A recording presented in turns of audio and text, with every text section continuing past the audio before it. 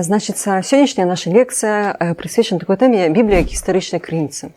Некалькі слоў пра сябе. Я сапраўды абараніла дысертацыю на тэму іўдэйскай абшчыны ў Палесціне ў 4-6 стагоддзі да нашай эры. Гэта апошні перыяд біблейскай гісторыі. Даволі забаўна, што некалі яшчэ на трэці, напэўна, курсе я чытала даклад на студэнцкай канферэнцыі, власна кажучы, які называўся «Біблія як гістарычная крыніца».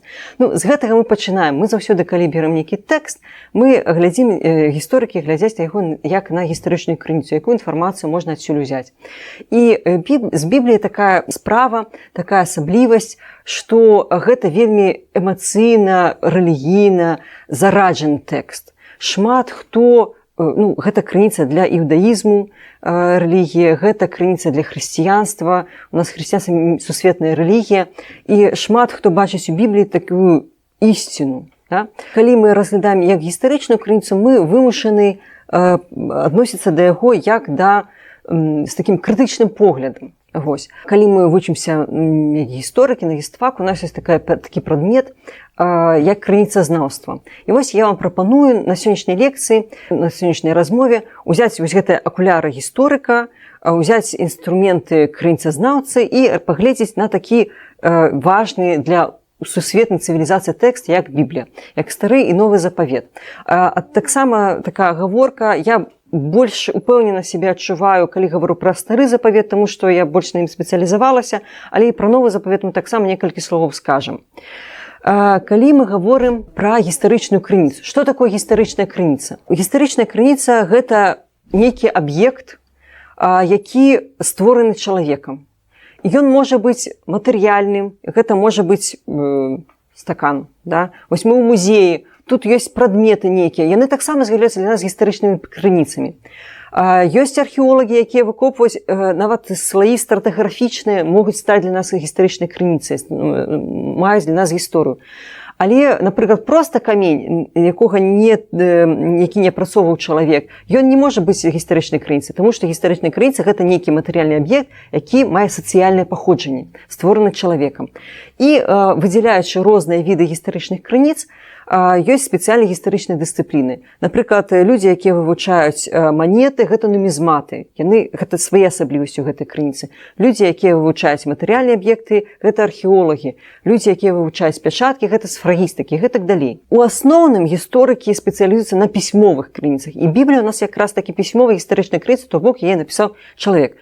Ну, з рэлігійнымі тэкстамі могуць веруючыя людзі паспрачацца, што гэта не чалавек пісаў, прынамсі, хаця чалавек напісаў, але гэта Гасподзь яму надыктаваў гэты тэкст. Але мы сыходзім з таго, што ўсё ж такі пісаў рукою на паперы альбо на нейкім аб'екце чалавек. І, адпаведна, калі гэта крыніца гістарычна створана чалавекам, яна з аднаго боку адлюстроўвае аб'ектыўную рэальнасць, так, а з іншага боку яна так ці інакш нясе адбітак асобы стваральніка гэтага, то бок аўтара. І задача гісторыка з аднаго боку зразумець, дзе тут адбітак аўтара, а дзе аб'ектыўная рэальнасць адлюстравана ў гэтай крыніцы. Для таго, каб гэта зразумець, ёсць такое паняцце як гістарычная крытыка крыніцы.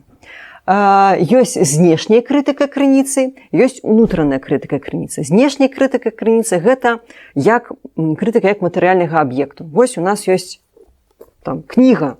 Да. Мы глядзім, хто яе напісаў, хто яе аўтар, дзе яна напісана, калі яна напісана, над чым яна напісана, якім шрыфтом яна напісана. Вось гэта кніга, яна надрукавана, яна не ад рукі напісана, яна надрукавана нейкім шрыфтам. На якой паперы яна напісана? Таму што, напрыклад, у залежнасці ад таго, якая папера, мы можам таксама датаваць крыніцу. Гэта таксама спецыяльная гістарычная дысцыпліна ёсць. І мэта вызначэнне сапраўднасці крыніцы. Таму што калі тут напісана, напрыклад, што стварыў, напрыклад, святы блажэнны Аўгусцін, так, падпісана аўтарства, і гэта саўпадае і па часе з блажэнным Аўгусцінам, і па тым, на чым ён мог напісаць, і гэтак далей, мы кажам, ну так, гэта крыніца сапраўдна, хутчэй за ўсё, яна яму належала. Гэта ён і напісаў. А ёсць унутраная крытыка крыніцы. Гэта калі мы ўжо крытыкуем змест. Глядзім, што там па змесце ў нас. Па-першае, гэта вызначэнне адпаведнасці гістарычных падзей, то, што там напісана. Ну, напрыклад, да, калі напісана, мы берем кнігу, і там напісана, што ў 2024 годзе Беларусь прылеталі іншапланецяне. Да? Мы ведаем, што яны не прылеталі, ніякіх іншых крыніц пра гэта адпаведных няма, навінаў няма пра гэта. Ну, мы такі, напэўна, гэта неправда. Да? І гэта нічым не пацвярджаецца. Альбо, напрыклад, у летапісы напісана, што ў нас адбывалася бітва ў горадзе, да? І горад быў спалены. І потым археолагі капаюць гэты горад, і сапраўды ў адпаведны час у нас ёсць слой спаленага там драўніны, бачна, што горад быў разбураны, і адпаведна робіць выснову, ну так, гэта хутчэй за ўсё вось яно. І адпаведна унутраная крытыка, яна займаецца вызначэннем сапраўднасці, паўнаты і дакладнасці, то бок наколькі сапраўды адлюстроўвае рэальныя гістарычныя падзеі. Што тычыцца Бібліі, да, мы зараз па тэрміналогіі ідзем. Вось Біблія як гістарычная крыніца. Мы вызначылі, што такое гістарычная крыніца, што такое Біблія. Тут таксама не такое простае пытанне, тому што здавалася, усе ведаюць, што такое Біблія. Але паходзіць хутчэй за ўсё ад грэчаскага бібліон, кнігі, а ў сваю чаргу паходзіць ад тэрміна світак, таму што раней кнігі былі не вось такія кодексы, гэта называецца кодекс, калі вось па лістах сшыта, а менавіта світкамі, а ў сваю чаргу паходзіць ад горада Біблас у Фінікіі, сучасны Ліван, адзін з самых старэчных гарадоў, адкуль папірусы егіпецкія прывозілі ў Грэцыю. То бок слова само грэчаскае. І, звычайна, яно абазначае стары і новы запавет. То бок дзве такія вялікія часткі Бібліі. Стары запавет, вось у меня ёсць, мы яшчэ пагаворым пра гэта, ён напісаны быў на старажытна-габрэйскай мове, і новы запавет. Ну, напрыклад, дзве такія вялікія часткі. Пра змест мы пра яшчэ пагаворым. Але, адпаведна, Біблія гэта не адзіная назва вось гэтых комплексу тэкстаў. Таму што, па-першае, ёсць стары запавет, ёсць новы запавет, дзве часткі. Але стары запавет таксама ён часам называецца яўрэйская Біблія. Да? Таму што у іудаізме новы запавет ён не прымаецца. Да? І гэта іншая ўжо рэлігія. У іудаізме стары запавет ён таксама не называюць так, таму што гэта гэта хрысціянская назва. Там быў старая дамова. Што такое запавет? Гэта дамова з Богам. Да? Адпаведна, была старая дамова, а зараз прыйшоў Христос, у нас новая дамова. Ну, для іудзеяў няма новай дамовы. У іх як была старая дамова, так і ёсць. Адпаведна, яны называюць Танах па назве частак. Тара, вось гэта пяцікніжжа, Невіім, гэта прарокі, кнігі, якія напісаны прарокі, там прарока Іераніма, не Іераніма, а пророка там Іоны, напрыклад, да? І Кетубім, пісанні, да? Гэта розныя гістарычныя кнігі, літаратурная частка, там псалмы, гэтак далей. І, адпаведна, новы запавет, гэта таксама там ёсць розныя часткі, ёсць Евангелі, ёсць пасланні, ёсць дзеянні і гэтак далей. І яшчэ у іудаізме стары запавет ён называецца мікра, то бок тое, што напісана, да? І, уласна кажучы, святое пісанне, то есть нешта святы тэкст, які напісаны. Ось то бок нават назва у нас шмат для гэтага тэксту. А што па змесце? Па змесце у нас таксама не ўсё так проста, таму што ёсць такое паняцце як канон. Здавалася, Біблія і Біблія, мы все ведаем, якія тэксты туды ўваходзяць, але ў розных галінах цэркваў, у розных накіраваннях нават хрысціянскіх, розная колькасць тэкстаў ўваходзіць. І, напрыклад, я тут вам статыстыку прывяла, напрыклад, вось сінадальны пераклад, гэта сучасна прыняты у праваслаўнай царкве 27 кніг, а вось, напрыклад, у эфіопскай праваслаўнай царкве 45 кніг. І поўнага супадзення няма фактычна ні ў кога, таму што, напрыклад, нават у змесце гэтых кніг яны могуць адрозніцца. Напрыклад, 151 псалом у старым запавеце, ён недзе ўваходзіць у канон, недзе не ўваходзіць у канон. І гэта таксама асобна цікавае такое пытанне, чаму ўваходзіць у канон, чаму не ўваходзіць у канон. Плюс ёсць адрозненні, которые ў каноне новага запавету, але там менш адрозненняў, таму што там некаторыя кнігі, вось гэта кнігі, якія не ўваходзяць у канон, ёсць такія, якія царква зусім не ўспрымае, ну, напрыклад, там праваслаўная царква, руская праваслаўная царква, напрыклад. А ёсць такія, якія можна чытаць, але яны, ну, як бы не зусім правільныя. І вось гэтыя ўсе кнігі, якія то ўваходзяць у канон, альбо не ўваходзяць у канон, яны называюцца псеўдаэпіграфы, апокрыфы і гэтак далей. Вывучэнне гэтых кніг гэта таксама асобна вельмі цікавая тэма, таму што яны ствараліся нашмат пазней пасля, скажем так, асноўных кніг. І чаму яны ствараліся? Таму што ў кананічных кнігах часам некаторыя пытанні яны, ну, недастаткова падрабязна былі раскрытыя, і вось аўтары, напрыклад, блізкаўсходнія ўжо ў нашу эру, 3-4 стагоддзі, яны часам дапісвалі, дапаўнялі вось гэтыя гісторыі. І вывучэнне іх вельмі цікавае. Вось, такім чынам, нават калі мы вызначаем комплекс тэкстаў у Бібліі, тут ужо таксама ўзнікае пытанне. То бок у нас няма пытання толькі пытання, што такое гістарычная крыніца. А вось што такое Біблія, тут на кожным пункце у нас ёсць што вывучаць і ёсць свае асаблівасці. Калі гаварыць пра адкуль жа да нас дайшлі гэтыя тэксты. Справа ў тым, што ў нас сёння няма сінхронных рукапісаў апісваемым падзеям. Да? Напрыклад, новы запавет – гэта час, першы год нашай эры, власна кажучы, ад Раства Хрыстова, ну і да 33-го, прыкладна. Ну, плюс там дзеянні апосталаў, ну, допустим, гэта першае стагоддзе. Але у нас няма і сінхронных рукапісаў гэтага часу. Адпаведна, ўсё, што пазней, у гісторыка ўзнікае пытанне, а ці праўдзівыя гэтыя рукапісы, якія дайшлі, манускрыпты, нейкія тэксты. Што тычыцца старога запавету, тут яшчэ больш складана, таму што гісторыя у старым запавеце ўвогуле у нас пачынаецца ад стварэння свету. Да? Ну, адпаведна, сінхронных рукапісаў стварэння свету у нас таксама няма. Але адкуль да нас вось дайшлі гэты тэкст? Гэта навуковае выданне тэксту старога запавету Біблія хебрайка Штутгартензія.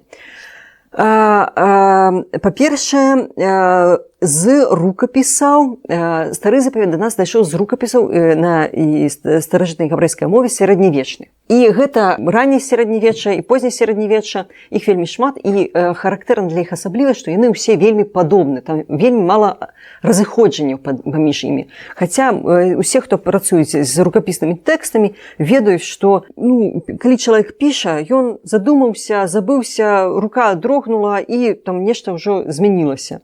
Ось, не, з рукапісамі тонах у нас менш.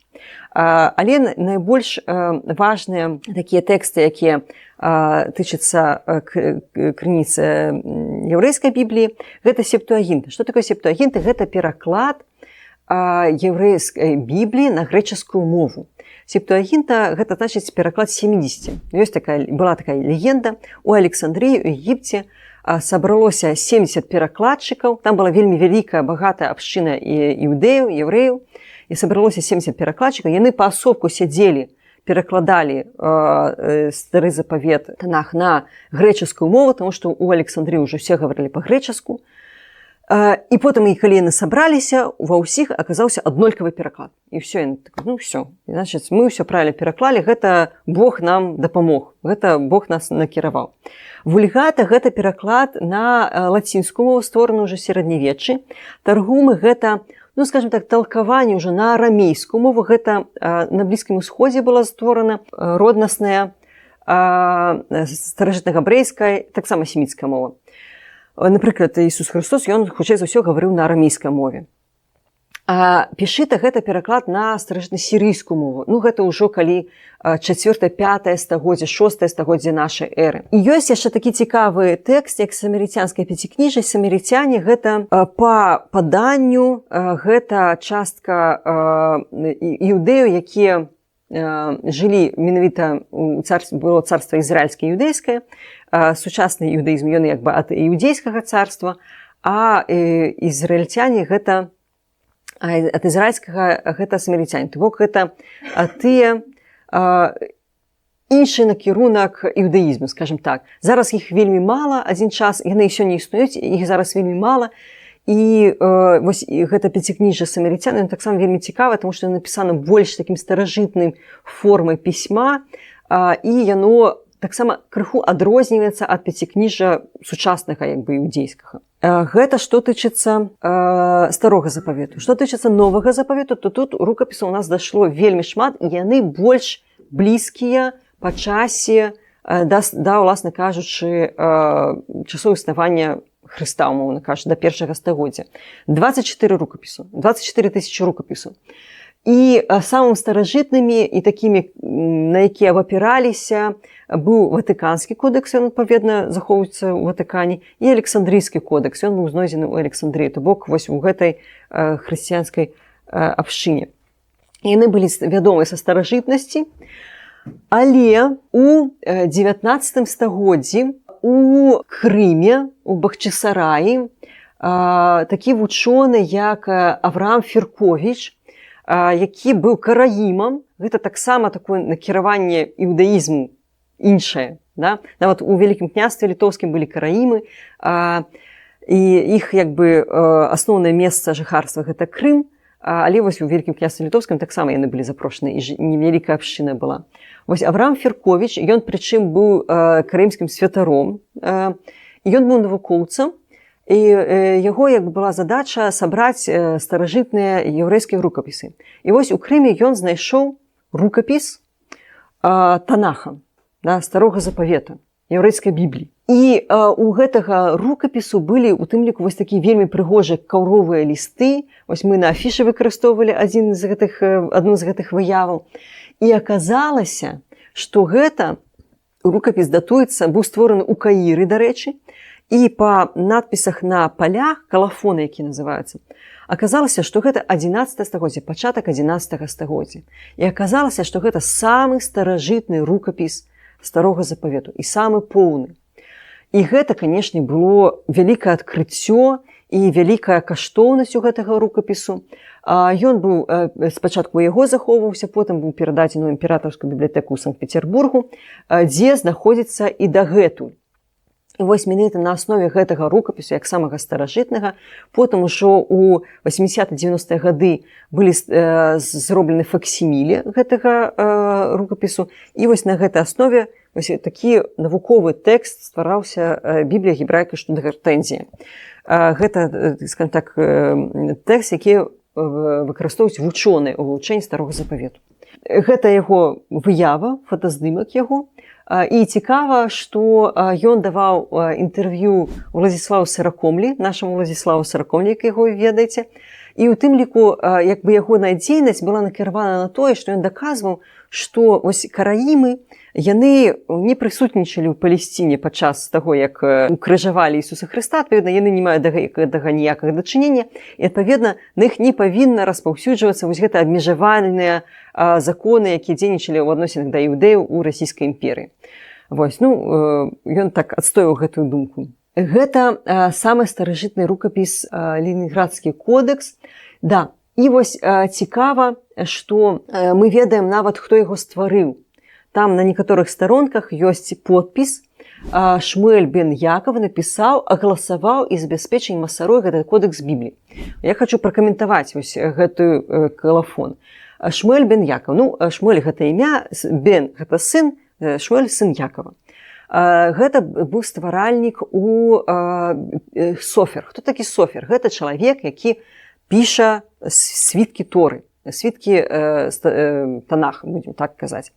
Чаму гэта важна? Гэта спецыяльная такая прафесія у іудаізме, таму што калі будзе хаця б адна памылка у світку Торы альбо ў Танаху, значыць гэты тэкст ужо неправільны, яго нельга выкарыстоўваць. І мы ведаем нават, колькі яму заплацілі за гэтую працу, вельмі такую вялікую, важную, таму што у Каіры, у каірскай сінагогі быў знойдзены архіў каірскай генізы. Зараз яшчэ такая. Што такое геніза? Справа ў тым, што у іудаізме усялякі тэкст, дзе можа упамінацца імя Бога, не можа знішчацца. Яго нельга спаліць, яго нельга бросіць пад ногі. Ну, в прынцыпе, як і зараз, калі вы прыйдзеце ў царкву, нельга проста ўзяць там ікону старую, якая там развалілася, проста выкінуць на памойку. Да? Гэта святая рэч. Адпаведна, імя Бога гэта таксама святая рэч. І ў сінагогах ёсць такое спецыяльнае памяшканне, геніза, куды ўсе старыя світкі Торы складваюць, і яны там натуральным чынам распадаюцца. А ў Каіры вось гэтая геніза, туды скідывалі ўсе тэксты, якія прыходзілі праз гэтую абшчыну, праз гэтую сінагогу, таму што, ну, мала ли што, раптам там імя Бога. Мы ж не будзем ўсё гэта перабіраць. І за кошт таго, што такі клімат вельмі сухі ў Егіпце, вось гэтыя папяровыя пергаментныя паперкі, яны вельмі добра захаваліся. Іх знайшлі падчас ужо ў 19-20 стагоддзі гэты архіў, і там вялікі архіў ад сярэднявечча, ну, амаль да сучаснасці. І там вельмі розныя тэксты. Вось, напрыклад, дамова з гэтым Шмуэль бен Якаў аб напісанні вось гэтага світка, які стаў цяпер нам вядомы Ленінградскім кодэксам. Там лісты, напрыклад, да такога вядомага вучонага і юдэйскага Майманіда. Напрыклад, быў ліст ад жанчыны, муж якой з'ехаў некуды па гандлёвым справам і знік. І яна пыталася яго, можна я выйду зноў замуж, таму што, ну, няма ўжо колькі гадоў чалавека, а я, ну, што ж я да канца жыцця чакаць буду. Мы не ведаем, чым скончылася гэта справа, таму што ліст прыйшоў, і як бы адказу на яго не засталося. Таксама вось гэтай каірскай генізе, напрыклад, быў знойдзены такое вядома кіеўскае пісьмо. Пісьмо з Кіева ад кіеўскага яўрэя, якое датуецца таксама, калі мне памяць не добра памятаю, 10 стагоддзям. І гэта самы старажытны дакумент, дзе ўпамінаецца Кіеў, горад. І гэта быў ліст пра тое, што чалавек, гэта яўрэй з Кіева, прасіў грошы ў абшчыны яўрэйскай, таму што ён там прагарэў, ён аказаўся ў даўгах, яму трэба было грошы, і вось ён з гэтым лістом ездзіў па абшчыну, збіраў грошы, каб дапамагчы сабе. Вось абсалютна розныя дакументы, якія адкрываюць вось такое акенца на побытавую гісторыю старажытную. Вось. Што такое агласоўка? Чаму агласоўка важна? Таму што першапачаткова у нас у старажытнай габрэйскай мове былі толькі сагласныя літары, да? А галосных літараў у нас не было. І вось тут, напрыклад, тэкст ёсць, вось гэтыя кропачкі ў версіі ўнізе, гэта агласоўка. Таму што таксама ў сярэднявеччы вучоныя масарэты іх называлі, а яны, каб не парушыць сам вось гэты свяшчэнны тэкст, але ж чытаць яго правільна таксама трэба нейкім чынам, а як чытаць мы ўжо пазабываліся, яны зверху і знізу ставілі такія значкі, якія абазначалі галосныя літары, А, О, У, і таксама націскі, як правільна гэта вымаўляць. Вось. І таму гэта таксама была вельмі такая адказная праца, правільна вось гэтыя рысачкі, кропачкі паставіць. Таму што паставілі не 3 кропачкі, а 2, все, ўжо не спрацуе. Знакавы кодэкс захоўваецца дагэтуль у Санкт-Петербургу. Што тычыцца новага запавету, то тут у нас таксама ў 19 стагоддзі быў знойдзены Сінайскі кодэкс. Гэта самы поўны тэкст старога і новага запавету на грэчаскай мове. Стары запавет там крыху ён парушаны, а вось новы запавет ён поўнасцю там захаваўся. Вось на грэчаскай мове з такімі літаркамі напісана, знойдзены быў у манастыры святой Екацерыны на Сінаі. Дагэтуль пары гэты манастыр ёсць. Справа ў тым, што ён быў напісаны ў 4 стагоддзі нашай эры, і, адпаведна, ён самы блізкі і самы поўны да падзей новага запавету, напрыклад. Знайшоў яго нямецкі вучоны Константин фон Тышендорф, і ён прыехаў у гэты манастыр і пабачыў карзіну з нейкімі лісткамі пергаменту, якія збіраліся выкідваць. Ён паглядзеў гэты лісткі пергаменту і зразумеў, што гэта рукапіс новага запавету. І там была ён не ўдалося яму гэта не купіць, не выпрасіць у манахаў, але манахі ўжо пасля такой цікаўнасці адмовіліся выкідваць. І ён некалькі разоў спрабаваў выкупіць гэты рукапіс, І ўсё ж такі пры падтрымцы расійскага імператара Александра II, які даў яму грошай, ён прыехаў вось на Сінай і ўсё ж такі змог угаварыць манахаў аддаць яму гэты кодэкс. І сапраўды аказалася, што гэта вельмі каштоўны рукапіс, ён самы старажытны, самы поўны на грэчаскай мове і доўга захоўваўся ў публічнай бібліятэцы Санкт-Петербурга да 1933 году. А ў 1933 годзе савецкі ўрад вырашыў, што нам гэта не трэба, вось гэты перажыткі рэлігійнага ладу, рэлігійнага мыслення, і прадаў у Великабрытанію. І спачатку там захоўваўся, а цяпер захоўваецца частка ў Лейпцигу, частка ў брытанскім музеі. Такім чынам, вось гэта такія два важныя для нас кодэксы. Сінайскі кодэкс і Ленінградскі кодэкс. Самыя старажытныя кодэксы свяшчэннага пісання. Далей, але гэта не адзіныя кодэксы, якія нам дапамагаюць даведацца тэкст. У 1947 годзе у сферы бібліістыкі адбылася проста неверагодна значная падзея. Вось па легендзе, хлопчык-бедуін пасвіў сваіх авечак. Адна авечка у іўдэйскай пустыні, яна папала ў нейкую пячору, ён туды скочыў, знайшоў там нейкія рукапісы, выцягнуў іх адтуль. Доўгі час гэтыя рукапісы хадзілі па антыкварам і потым папалі да навукоўцаў у рукі. І навукоўцы пабачылі, што гэта вельмі незвычайныя рукапісы, напісаная на старажытна-габрэйскай мове з тэкстамі, у тым ліку старога запавету, Танаха. Гэта час 47 год, гэта час у тым ліку стварэння незалежнай дзяржавы Ізраіль, і там цэлая дэтэктыўная гісторыя, як навукоўцы, рыскуючы сваім жыццём, ехалі ў гэту іўдэйскую пустыню, праз фактычна там лінію фронту у такі небяспечны час, і знаходзілі гэтыя рукапісы, вывозілі іх, і частка з іх была ў вельмі добрым стане. Вось у такім выглядзе яны былі скручаны, але яны былі вельмі крохкія, і таму частка была вельмі пашкоджаная. Або ёсць нават такі рукапіс, так званы медны рукапіс, ён напісаны быў на медзі.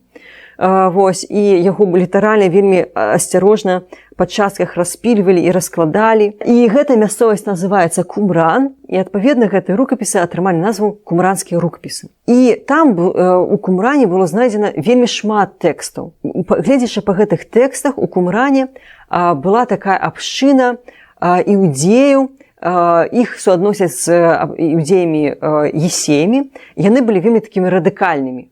У іх быў такі харызматычны лідар, вучитель праведнасці, які казаў, што вось мы сыны света, астальныя сыны цемры, і вось мы права, астальныя ідуць проста ў цемру, а мы павінны захоўваць вельмі такую моцную рытуальную чысціню, не кантактаваць увогуле з астатнімі сынамі цемры, і вось толькі наша меркаванне, правільнае, такія радыкальныя. І гэта вучитель праведнасці, ён казаў, што вось-вось-вось наступіць канец свету, калі вось все гэтыя сыны цемры памруць, а вось сыны свету заснуцца жыць у лепшым новым свеце. Але вось для нашай тэмы цікава тое, што ў Кумране былі знойдзены кавалачкі, фрагменты усіх кніг старога запавету, Танаху, акрамя кнігі Эстэр альбо кнігі Эсфір. Вось у сінодальным перакладзе кніга Эсфір. Вось. І таксама ёсць некаторыя адрозненні з тым тэкстам, які ў нас ёсць, які мы ведаем, і з тымі тэкстамі, якія мы знайшлі ў Кумране. І гэта таксама нам дае вельмі каштоўную інфармацыю аб тым, што першапачаткова рукапісаў было, глядзячы па ўсім, шмат, і яны былі розныя, але вось потым у сярэднявеччы вось гэтыя вучоныя масарэты, яны зрабілі такую кадыфікацыю, кананізацыю тэксту. І адпаведна усе гэтыя іншыя рукапісы, яны былі знішчаны, напэўна, нейкім чынам, альбо не захаваліся. Таксама такім вельмі важным рукапісам, на які абапіраліся, уласна кажучы, вось гэтыя вучоныя масарэты, з'яўляецца кодэкс Алепа. Алепа гэта горад у Сірыі, і там вельмі доўгі час была яўрэйская абшчына, таксама да 47-48 году, калі пачаліся яўрэйскія пагромы ў арабскіх краінах. І вось гэты кодэкс захоўваўся ў гэтай абшчыны працягу 500 гадоў. І падчас пагрому і вось лічылася, што гэты кодэкс з Алепа ён самы аўтарытэтны. З ім звяраліся ўсе вось гэтыя вучоныя сярэднявечныя, якія пісалі тэксты Танаха. Ён, дарэчы, таксама быў створаны ў Егіпце. Мы таксама ведаем аўтараў, хто яго стварыў. Вось яго выява, кусочак, як ён выглядае. Вось бачыце, вось гэты тэкст, літарак квадратных такіх. І зверху і знізу рысачкі розныя і точачкі, якія абазначаюць галосныя, націскі і гэтак далей. І ў 47 годзе падчас пагрому была разгромленая гэта сінагога у Алепа, і гэты кодэкс знік. Ніхто не ведаў, дзе ён. І былі сведчанні, што бачылі вось нейкія лісткі з тэкстам, якія валяліся там па двары, і ніхто не ведаў, дзе гэты тэкст. А потым у 58 годзе гэты тэкст зноў узнік, і таемна, літаральнай кантрабандай з Сірыі гэты рукапіс, гэты кодэкс быў перавезены ў Ізраіль. Ён захоўваўся ў Ізраілі, але ён аказаўся непоўным. Некаторыя лісткі гэтага пачатак кодэксу, то бок пяцікніжжа, суперважна для іудаізму частка, частка пяцікніжжа і канчатак гэтага кодексу, ён недзе знік, і дагэтуль не зусім зразумела, у які момант ён знік. Ён знік падчас пагрому, ён знік падчас кантрабанднага гэтага перавозу, ён знік падчас ужо знаходжання ў Ізраілі. І я вам рэкамендую, калі у вас будзе такая магчымасць, пачытаць кнігу ізраільскага журналіста, хаця кніга вельмі добра напісаная з пункту гледжання, у том ліку навуковага, Маці Фрідмана, «Кодэкс Алепа», ён так і называецца. Яна невялікая зусім у 16 годзе выдадзеная, дзе вось падрабязна распавядаецца вось гэта дэтэктыўная гісторыя знікнення і зноў з'яўлення вось гэтага вельмі важнага для іудаізму кодэкса, для вывучэння Танаха кодэкса. Калі гаварыць пра унутраную крытыку крыніцы, то мы ведаем наступнае. Танах у нас напісаны на старажытнай габрэйскай мове. І гледзячы па тым, што ось септуагінта, яна крыху адрозніваецца ад старажытнага габрэйскага тэксту. Вось септуагінта, той пераклад, створаны ў Егіпце, ён заснуўся на нейкім іншым каноне Танаху. Вось гэта былі розныя каноны. Вось, але першапачаткова, гледзячы па ўсім, ўсё ж такі на старажытнай габрэйскай мове. Хаця тут у нас ёсць у такіх больш позніх кнігах і часткі на арамейскай мове. Ёсць на аснове мовы розныя часткі Танаху, яны у нас датуюцца розным часам. Самая старажытная частка датуецца 14 стагоддзям на нашай эры, так звана песня Деворы, прарочыца Девора. Яна, там ёсць такая паэтычны тэкст, і вось гледзячы па моўным дадзеным, гэта 14 стагоддзя да нашай эры. А самыя позняй часткі, магчыма, нават у другім стагоддзі да нашай эры былі запісаны. То бок, працягласць стварэння гэтага комплексу тэкстаў вельмі вялікая. Хто напісаў? Мы не ведаем, хто напісаў. Таму што нават калі у нас аўтар напісаны, напрыклад, кніга прарока Ісаі, здавалася б лагічна думаць, што напісаў Ісая. Але калі мы чытаем змест гэтай кнігі, там выразна бачна 3 часткі. Уласна кажучы, напэўна, пророк Ісая, які надыктаваў гэтую тэкст, альбо сам напісаў. Потым друга Ісая, так званы, таму што там адрозніваецца і па стылю, і па моўным дадзеным. І трэці Ісая, таму што там таксама іншы стыль, іншыя тэмы, іншыя моўныя дадзеныя.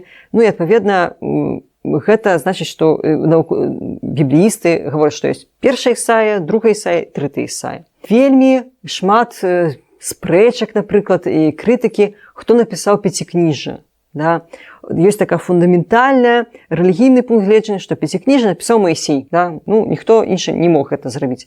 Але калі мы чытаем змест, відавочна, што там ёсць вельмі розныя часткі, і, адпаведна, адзін чалавек гэта хутчэй за ўсё не напісаў. Хутчэй за ўсё гэта вельмі такія шорстныя тэксты, якія потым рэдактары адзін альбо некалькі звялі ў некі адзіны комплекс. Але хутчэй за ўсё аўтары паходзілі са святарскага асяроддзя. Да, таму што гэта выразна бачна і па той, так, тым поглядзе на свет, які там адлюстраваны, і хутчэй за ўсё яны паходзілі не проста са святарскага асяроддзя, а з Іудзеі. Да?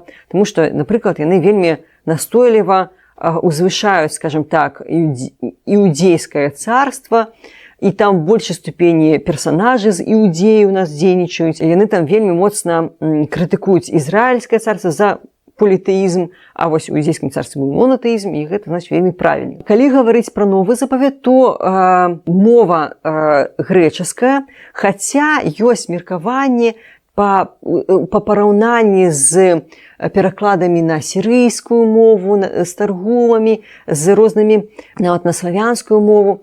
Біблісты некаторыя лічаць, што некаторыя часткі альбо увесь новы запавет, некаторыя часткі, ён быў першапачаткова на арамейскай мове напісаны. То бок на мове, якая была найбольш распаўсюджана ў Іўдэі ў той час. Калі быў створаны сярэдзіна канец першага стагоддзя, аўтары, альбо ананімныя аўтары, альбо апосталы, таксама тут мы не ведаем, ёсць розныя меркаванні.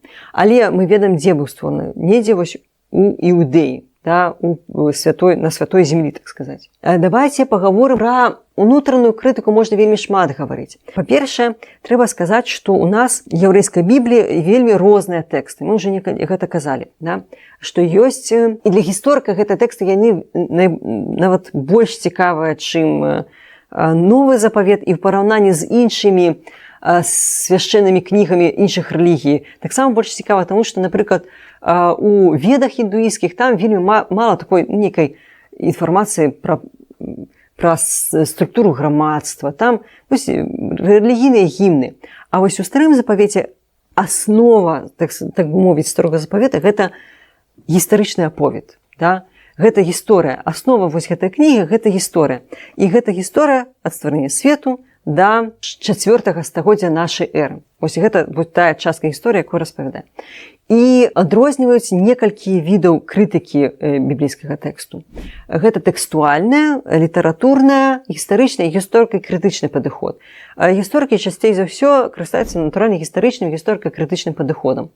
Што гэта значыць? Гэта значыць, яны глядзяць, які гістарычныя сведчанні у нас ёсць у Бібліі, як яны суадносяцца унутры тэкста, ці няма нейкіх супрацьрэчанняў у самой Бібліі, і ці ёсць нейкія супрацьрэчанні, пацверджанні альбо аправержанні з нейкімі знешнімі крыніцамі. Ну, прыкладам крытыкі ўнутранай ёсць такая дакументальная гіпотэза. Яна таксама распрацавана была ў 19 стагоддзі Юліусам Вільгаузенам, гэта нямецкі вучоны. Не ён першы як бы быў, але ён найбольш поўна распрацаваў гэту гіпотэзу. Ён даследаваў пяцікніжжа і заўважыў, што ў старэчна габрэйскім тэксце у нейкіх частках тэксту Бога называюць пераважна Яхве, а ў нейкіх частках тэксту яго называюць Яхве Элахім альбо проста Элахім. І ён высунуў такую гіпотэзу, што вось там, дзе называюць Яхве, гэта як бы паходжанне адно тэксту, гэта быў нейкі крыніца яхвіст, умоўна кажучы, а там, дзе Элахім называюць, у рускім, беларускім перакладзе яно і тое іншае перакладаецца як Бог альбо Гасподзь. Для нас гэта сінонімы. Але ён высунуў ідэю, што гэта розныя дакументы, розныя крыніцы. І потым ён таксама прапанаваў, што ёсць яшчэ трэцяя крыніца, святарскі кодэкс, таму што там вельмі падрабязна у нас у другазаконні распавядаецца пра рытуальныя рэчы, як там дзейнічаць у храмах і так далей. Ну, гэта было цікава, хутчэй за ўсё, святарам, да, якія, власна кажа, прыслужвалі ў храме.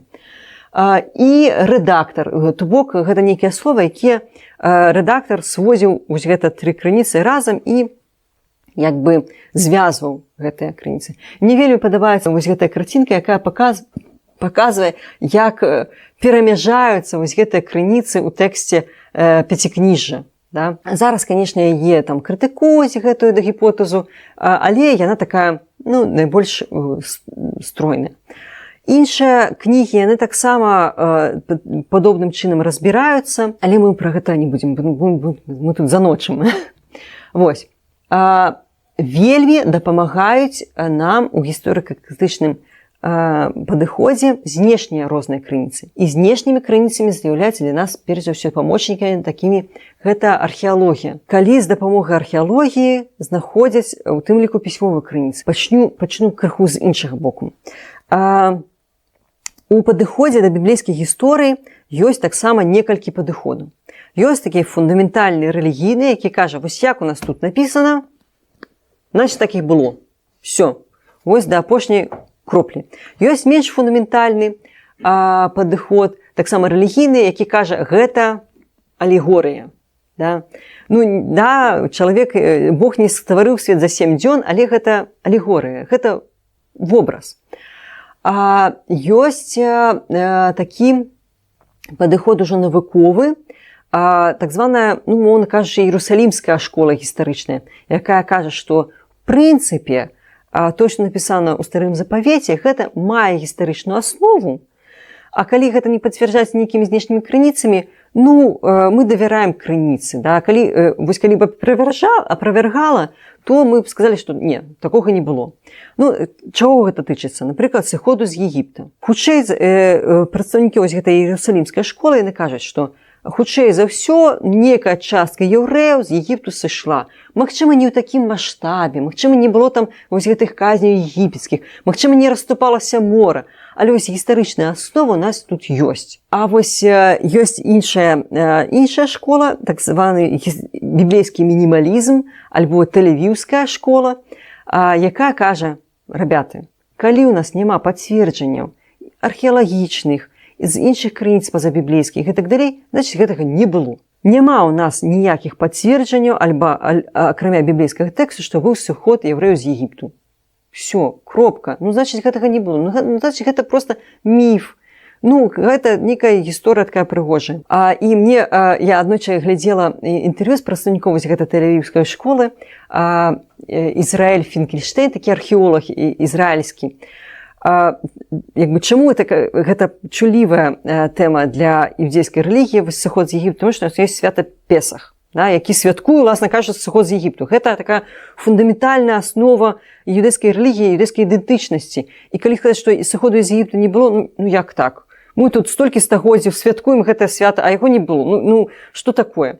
І вось Ізраэль Фінкельштейн, ён адстойвае менавіта вось гэтую пазіцыю, што няма пацверджанняў, значыць, з пункту гледжання навуковага гэтага не было. І журналістка, якая брала ў яго інтэрв'ю, яна яго спытала, ну вось, а вы скажыце, ну вось вы са сваёй сям'ёй, калі святкуеце Песах, ну няўжо вы не святкуеце альбо не верыце ў гэта? І ён сказаў, калі я святкую Песах, я ў гэта веру, што гэта было. А ў астатні час не веру, всё, тому што няма пацверджанняў. І адной з такіх, скажем так, важных знаходак, якая найбольш старажытная пазабіблейскае пацверджанне біблейскай гісторыі, гэта стэла з Тель-Дана. Тель-Дан – гэта такая мясцовасць, дзе была знойдзена стэла цара мясцовага, які на гэтай стэле напісаў, што ён перамог ізраільскага цара, і ў тым ліку ён забіў Ахазіягу, сына Іорамаца, цара дома Давіда.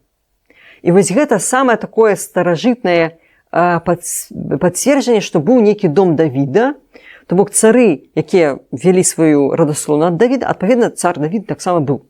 Вось.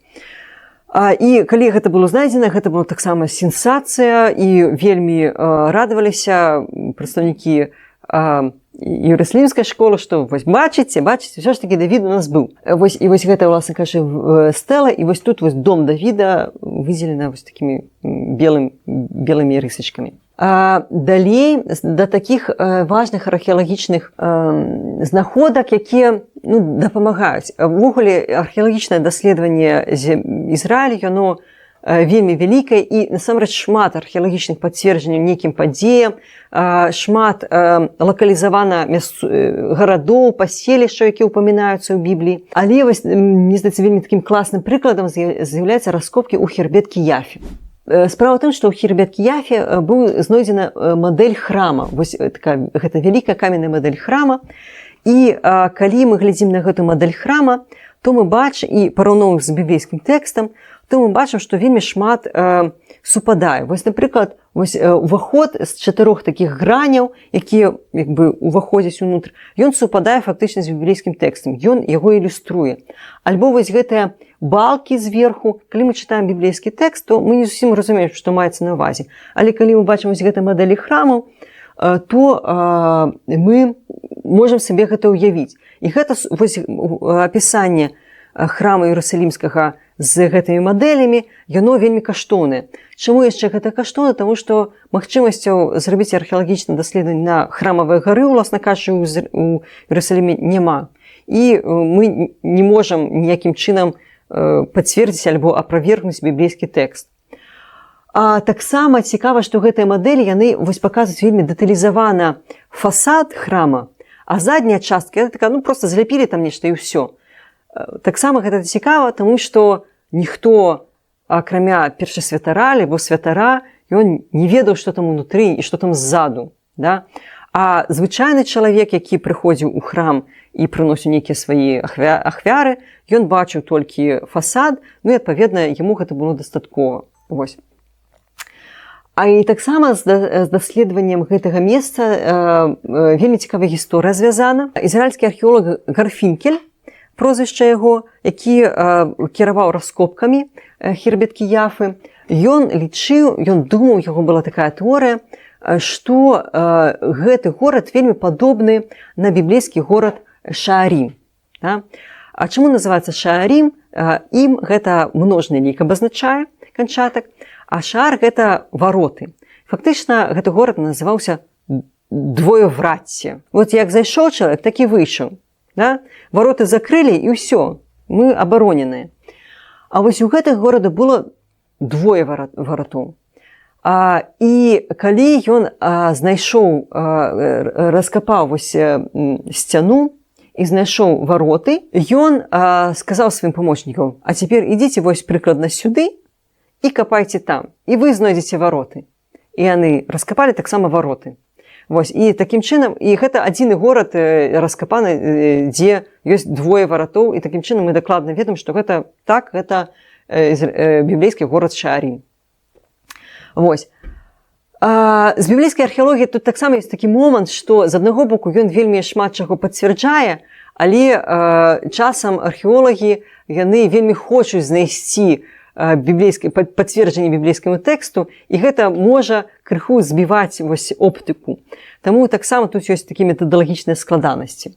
Але гэта археалогія. Да? Археалогію трактаваць вельмі складана. Да? Увогуле вы знайшлі стакан, і што ён вам можа сказаць? Гэта складана. А вось калі мы знаходзім пісьмовыя крыніцы, якія пацвярджаюць альбо суадносяцца з біблейскімі падзеямі, гэта ўвогуле проста вельмі каштоўна. І вось у 19 стагоддзі таксама у нас адбылося вялікае адкрыццё. У нас былі знойдзены клінапісныя тэксты, напісаны клінапісам, і гэты клінапіс быў дэшыфраваны. Дэшыфроўка гэта пачалася з бехістунскага надпісу. Гэта надпіс вось на скале Бехістун вельмі высока, і там гэты надпіс зроблены на некалькіх мовах. І таму, так як ён быў зроблены на некалькіх мовах, гэта дазволіла навукоўцам знайсці ключык да кожнай з гэтых моў і дэшыфраваць. І пачаліся археалагічныя раскопкі, было знойдзена вельмі шмат клінапісных тэкстаў, і ў прыватнасці вось такія таблічкі былі знойдзены на гліне. Вось гэты клінышкі, бачыце, яны вельмі мелкія. І ў прыватнасці былі знойдзены тэкст, які вельмі нагадваў біблейскі тэкст, які расказваў, што жылі-былі багі вавілонскія, і вельмі пачалі перашкаджаць людзі, яны былі вельмі шумныя, і гэтыя багі вырашылі: слухайце, надакучылі яны нам, давайте нашлем ваду на зямлю, каб яны там усе памерлі. І толькі адзін Бог сказаў вельмі праведнаму чалавеку Утнапішці, яго звалі, што, значыцца так, вось ты зрабі лодку прамавугольную і можаш з сабой жонку ўзяць, і ты выратуешся. Ён пачаў будаваць гэтую лодку, і прыйшла вада, дождж на зямлю, і ён выратаваўся, і потым яму багі за тое, што ён такі праведны і выратаваўся, далі вечнае жыццё. Нагадвае нешта? Нагадвае, канешне, гісторыя аб патопе, аб сусветным патопе з Бібліі. І, канешне, калі вось гэта адкрылі гэты тэкст і пабачылі, наколькі падобныя, гэта была сенсацыя. Да, таму што вось да 19 стагоддзя, да дэшыфроўкі, да адкрыцця вось гэтага сусвету Месапатаміі, хетскай цывілізацыі, да і старажытнага Егіпту. Вось пра ўсе гэтыя цывілізацыі мы ведалі таксама толькі з біблейскага тэксту. Мы ведаем, што ў Бібліі упамінаецца Навуходанасор, вельмі дрэнны вавілонскі цар, які вораг увогуле яўрэяў, які разрушыў Іерусалім, забраў яўрэяў у выгнанне, якія вельмі там у Вавілоне страдалі. І ўсё, і мы больш нічога пра яго не ведаем. А потым цяпер мы ведаем шмат пра гэта. Вось, гэтая гісторыя пра патоп, яна была знойдзена ў межах так званага эпасу аб Гільгамеша. Да чаго гэта прыгожы мужчына з барадой, гэта, мяркуецца, выява Гільгамеша, уласна кажучы.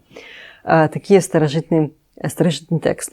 Але калі гаварыць пра такія ўласныя гістарычныя падзеі, то тут можна прывесці ў прыклад гісторыю аб аблозе Іерусаліма. У 701 годзе асірыйскае войска захапіла ізраільскае царства і знішчыла яго, паўночна-ізраільскае царства, і прыйшло да паўднёвага царства, да Іерусаліма, і взяла ў аблогу. Мы ведаем пра гэту гісторыю з 4 кнігі царстваў. І там напісана, што узялі ў аблогу, што вельмі вялікі падатак, багацце храму вось гэтаму асірыйскаму войску аддалі. І там вельмі цікавы дыялог адбыўся паміж начальнікам гэтага асірыйскага войска і пасланцам іўдзейскага цара.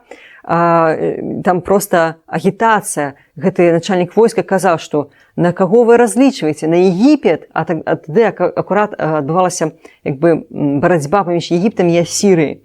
На Егіпет, на гэтая надломленую жэрдзь прымкніце да асірыйцаў, і будзеце не сядзець будзеце ў горадзе ў аблозе і есці там ваши выпражненні, скажем так, а будзеце есці вашу лазу, якую вы будзеце вырошчваць. І вось гэты пасланнік яму кажа: кажы па-арамейску, не па-іўдэйску, а то ў цябе пачуюць у горадзе. А ён кажа: а я што, я да іх таксама звяртаюся.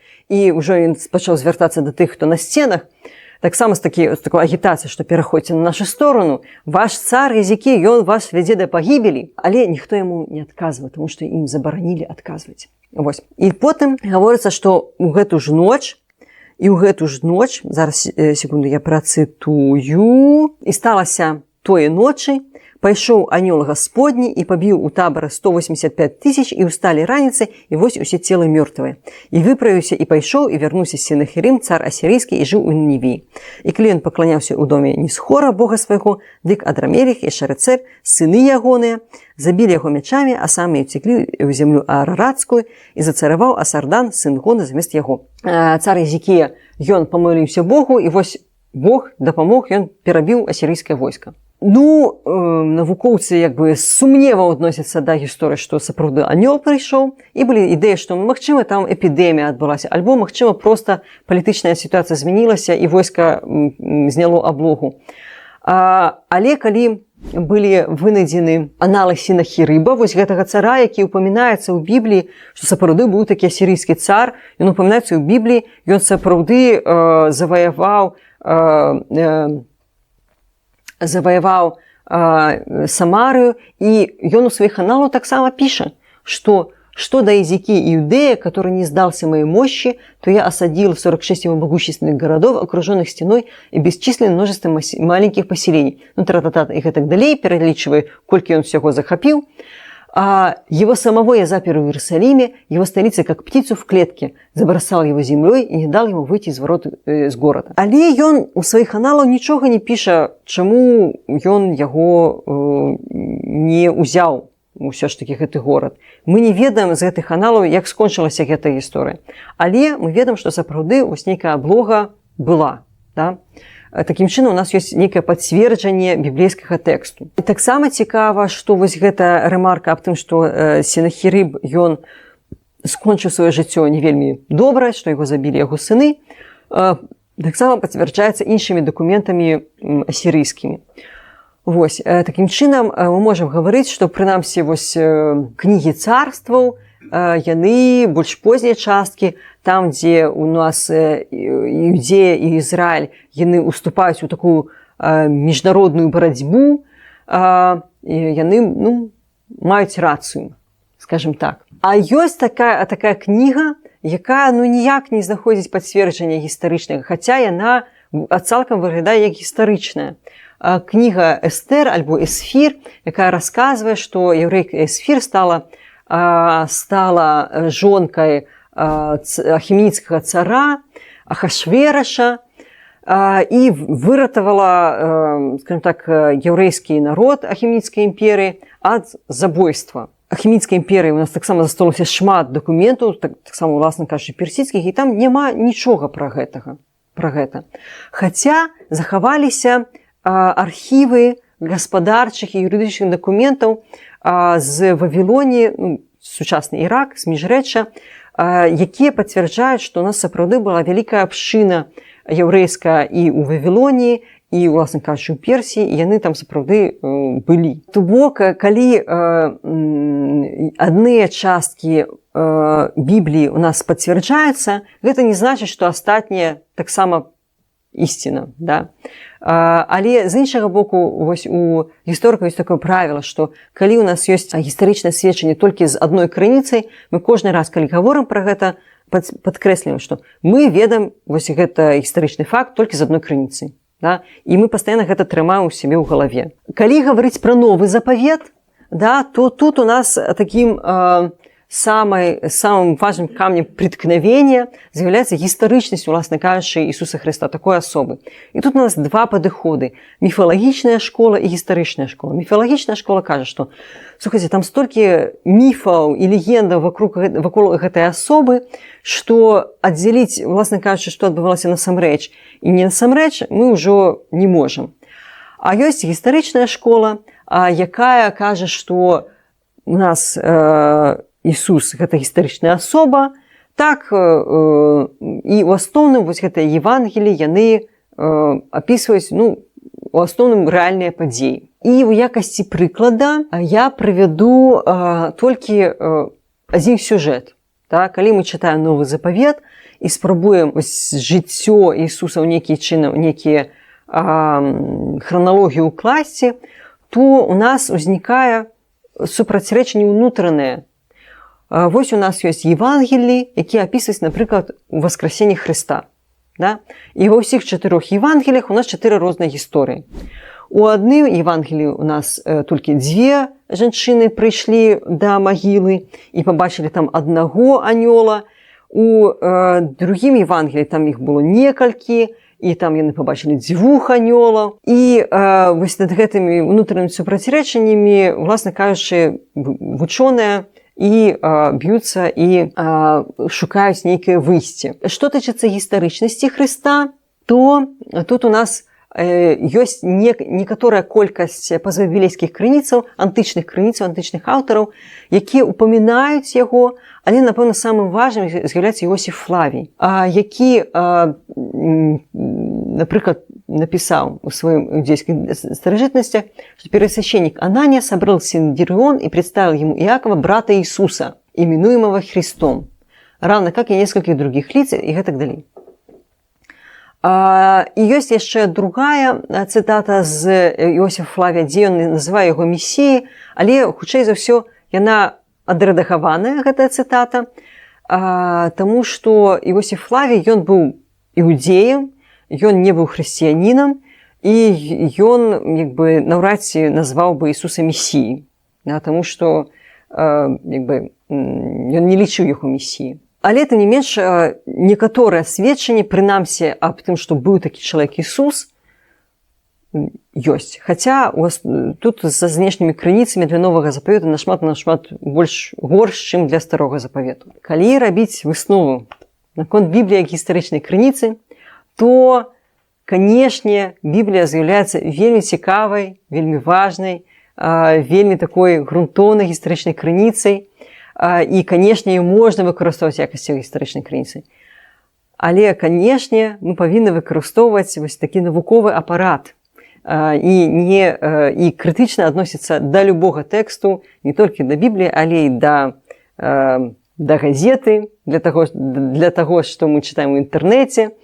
І ўвогуле крытычнае стаўленне да тэксту, да той інфармацыі, якую мы атрымліваем, гэта тое, што з'яўляецца асновай нашага жыцця. Вось. Дзякуй за ўвагу. На гэтым все я скончу. І буду рада адказаць на ваши пытанні. Я тут, насамрэч, кніжкі привязала. Вы можете паглядзець Біблію гебрайку Гартэнзію. Можете паглядзець, новы запавет, гэта проста якасці ілюстрацыя, гэта ўсім раздавалі пратэстанты.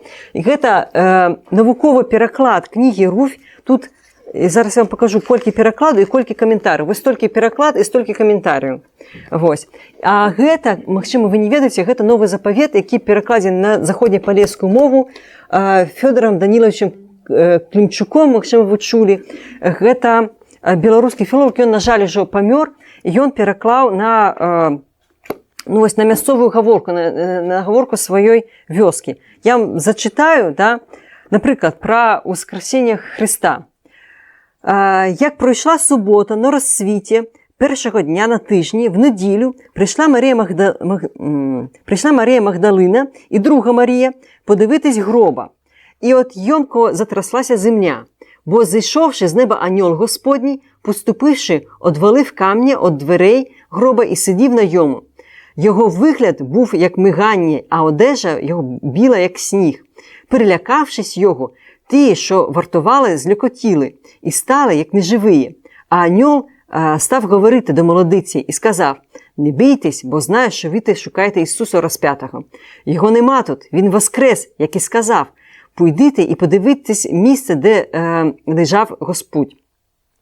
І пойдете хочі, скажіть ученикам Його, що Він воскрес з мертвих і попереджає вас в Галилеї. Там Його побачите, от я сказав вам». І вийшовши з гроба, налякані і ради вельми, побігли вони розказати ученикам Його. От. Таке унікальне видання, насамрэч. Вось. Можна додати, гэта тэкст не столькі гістарычны, сколькі паэтычны. І мае адносіны да Бібліі гэта к тэксту як к паэтычна-культурнаму. Безумоўна, і гэта нашмат большым гістарычнай крыніцы. І хочу дадаць, вот зараз вы прачыталі гэты ўрывак, і адразу акрамя паэтычнай старонкі і гістарычная, бо гэта месца гэта, дзе ён перакладаў, зразу перад намі гэтае месца, гэтыя людзі.